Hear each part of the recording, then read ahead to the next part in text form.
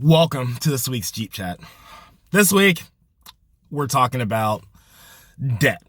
Now, I know many of you think I'm going to jump to my favorite topic, which is the national debt, but this is about debt for the average American.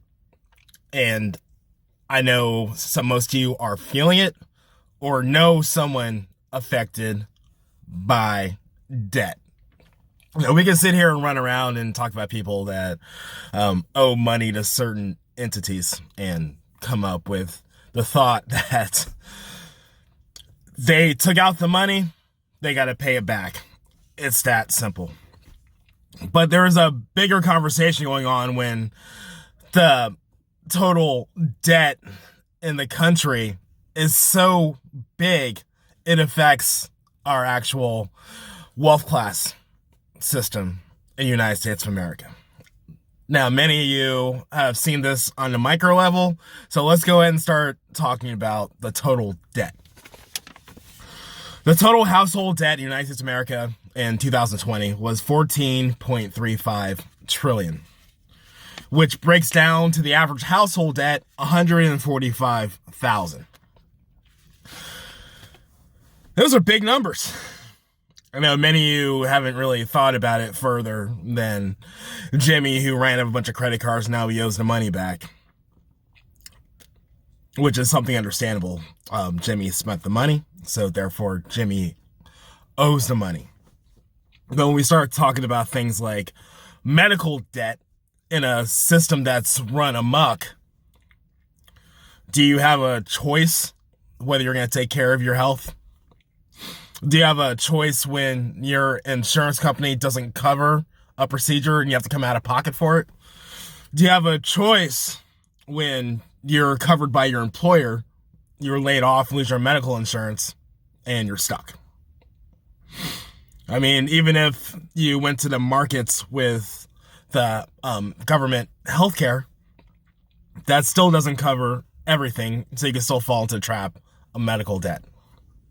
Now, a few weeks ago, we talked about why things are the way they are. Today, we're talking about the consequences of what happens when we have a government that's not personally affected by their decisions. Number one on that list is the cost of prescription drugs. When our government decided to pass a bill saying that you had to use certain companies, you couldn't go outside of the country for prescription drugs. You can't get the same generic drug that's in Canada that does the same thing. You have to pay the absorbent rates. Now, I know some of you have healthcare, you've never actually seen the cost of these drugs. People who don't can give you an earful about the cost of these drugs. They're coming out of pocket for it. So medical debt's something that most of us can agree on. That's not fair. The next one is student loan debt. Now, I understand it's a touchy subject for people who didn't go to college, who don't believe that the government should pay the bills of people who made the choice to take out that loan to go to college. But I want you to stop and ask yourself, anybody who grew up in the 70s, 80s, 90s, the children of baby boomers, it wasn't a choice about going to college.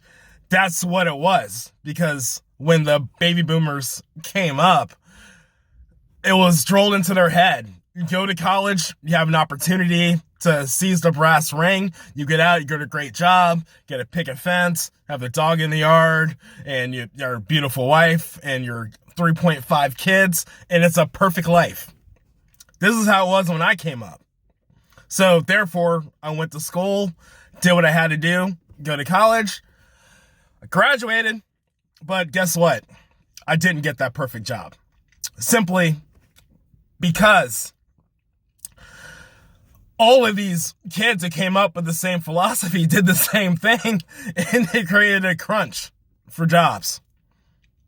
And there is also, beyond the philosophy going to college, it wasn't ingrained in our heads that we go to college for a certain career to be able to get that job.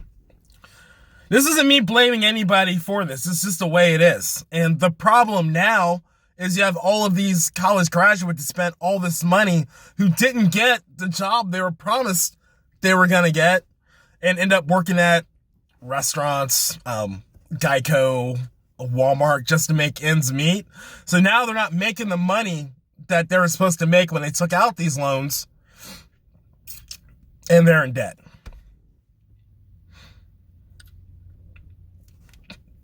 That's what's going on. And what happens when you have this many people that are in debt? That's less money going into paying taxes from the jobs that they were promised. That's more money for social programs for their kids. And that's less money in our economy because they're not spending that money they were promised they were going to get.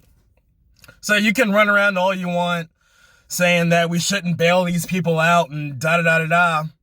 But if we do nothing, that gap between the rich and the poor is just going to keep going. I mean, the middle class is already facing the prospect of being wiped out from the mess that has been caused. The next kind of debt is the simple cost of living.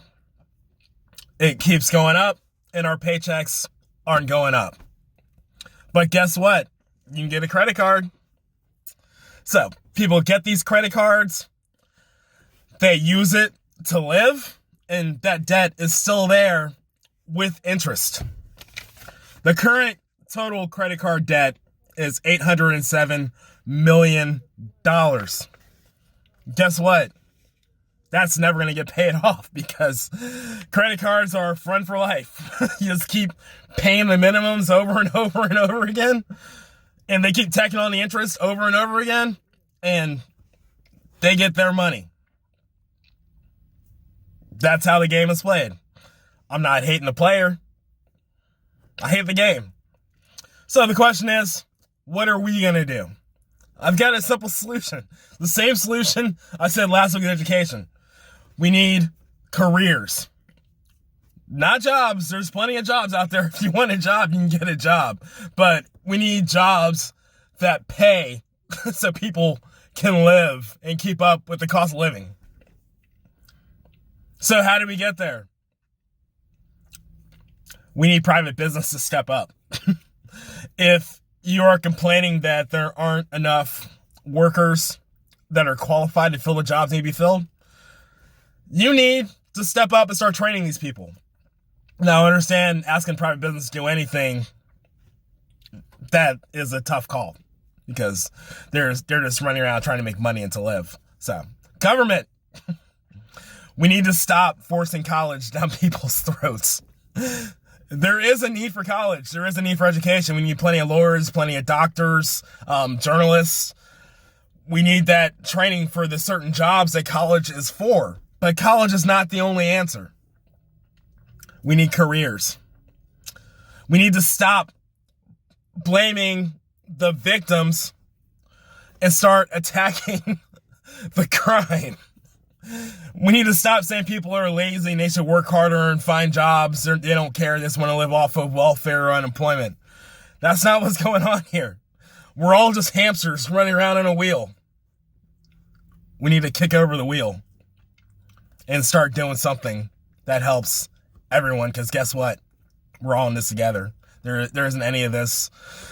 They're not doing what they need to do and all this stuff. Those days are done. You got to rework the whole system. We need to do better, because if we start doing better for folks that don't have the money to keep up the cost of living, that benefits everyone. Just a thought. My name is Cal Fani King. Thank you for attending my Jeep Chat.